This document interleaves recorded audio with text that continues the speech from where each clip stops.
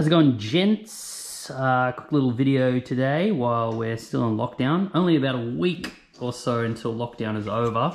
But I thought I'll do a video just because I got the opportunity to try and plug a tubeless tyre.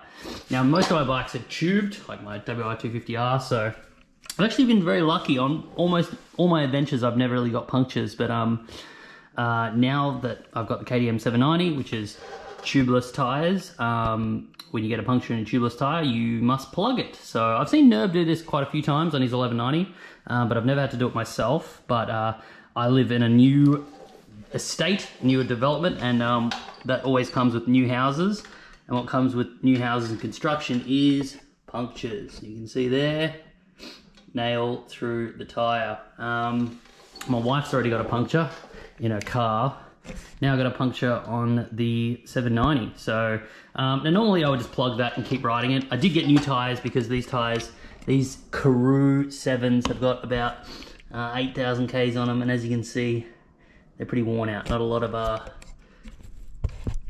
of knobby on there. So I've got some Moto Z tractionators to put on. As you can see, a lot more aggressive knobby.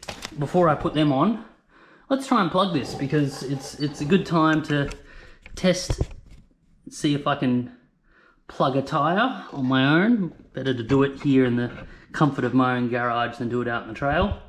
So I'm just going to use the tools that I have with me.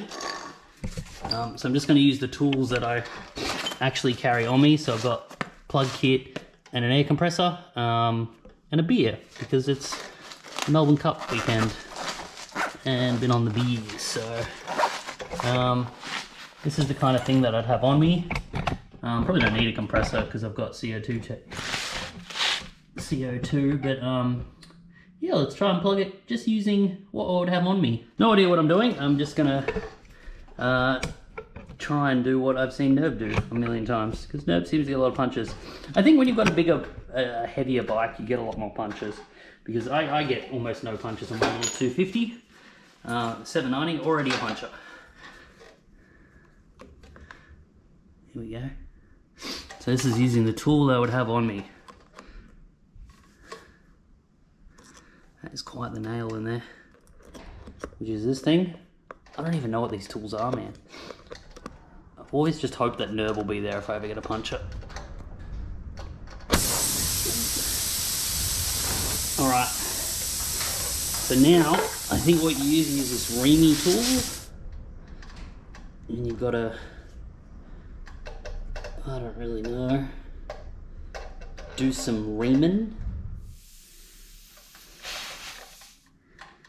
That hole is tiny. I'm guessing that's why you have to ream it out.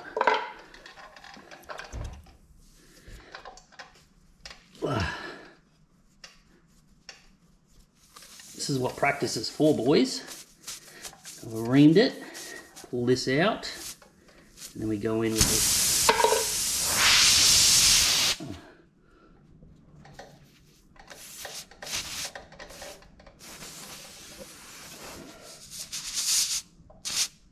This is not big enough.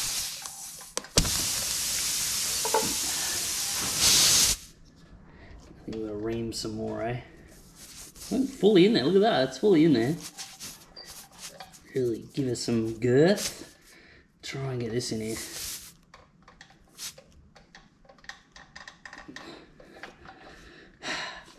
How do you get this bit in there?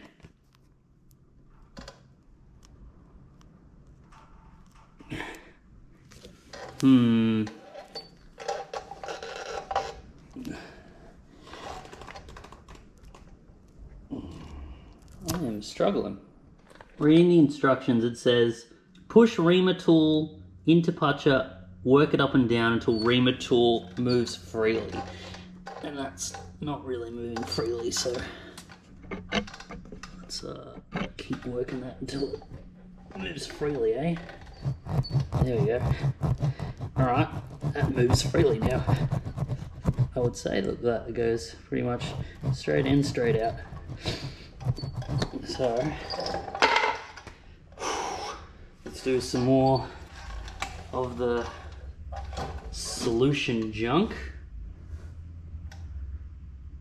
I don't really know what this does, but some of that shit in there.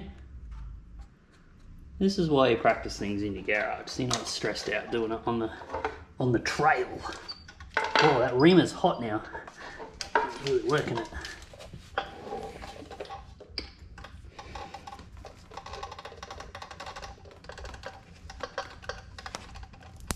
Oh, there we go, boys. Man, that was hard to do.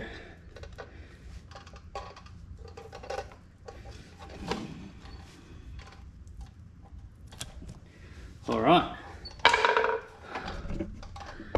Frick, that was really hard to push in there. I don't feel like that's the exact correct way to do it, but I got it in there. It's got some solution on it. It does come with a little slicey, so we'll let that set for a bit, and then we'll slice off the excess, and then we'll see if we can pump it up. Should I use one of these CO2s? I've got tons of them. Yeah, maybe we'll try one of these CO2s. Just gonna try and slice off the excess now.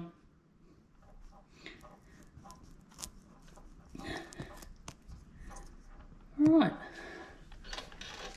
that looks like a decent little plug. Now let's try one of these, eh? Alright, so we're threaded on there, we've got the CO2 cartridge. These get quite cold, don't they, I think. I'll have a microfiber there if I need it. And then I think we just go like this. That tyre inflating, eh?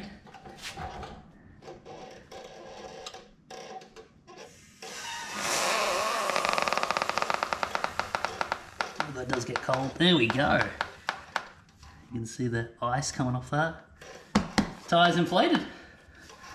That easy. And plug not leaking any air. Can't hear any air coming out of that. Tyre's now inflated. I'll get a meter on that and let me just check to see how much that actually inflated it. Look at that, look how frozen that is. Look at the ice on it. That's so weird. It's frozen.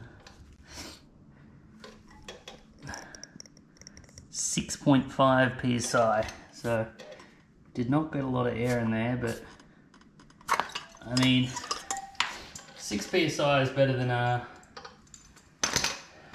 you could ride that home. You have to go slow, but I mean I've ridden on lower PSIs before, but I do carry a tyre inflator on me, so I'll use this to pump it up all the way. But that is a tyre changed using nothing but the tools I would actually have on me. That's the 790 done. We'll pump it up all the way. We'll make sure that plug sticks, but I'm going to put these Moto Z Adventure Tractionators on soon anyway. But that's how you do it. Yeah, good to do it here in the garage, because there's some things I've learnt. You really need to ream that hole out. You need that hole to be quite large to be able to get the plug in. And getting the plug through, you really got to use some force. You got to kind of like grab onto it and really slam it through. That was surprising. I thought it would kind of slip in, but it needed to be rammed in. And these CO2 cartridges, I mean, Tyre this big, it inflated it to about 6 psi. So you probably want to use 2 of them or so, and then that would probably get you a usable pressure. I guess if you're in sand, 6 psi is fine, but yeah, good learning experience.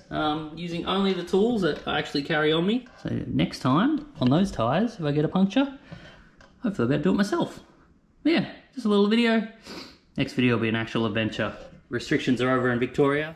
And just an update, ultimate test, wife on the back, hour or so ride, plug still in and holding pressure perfectly.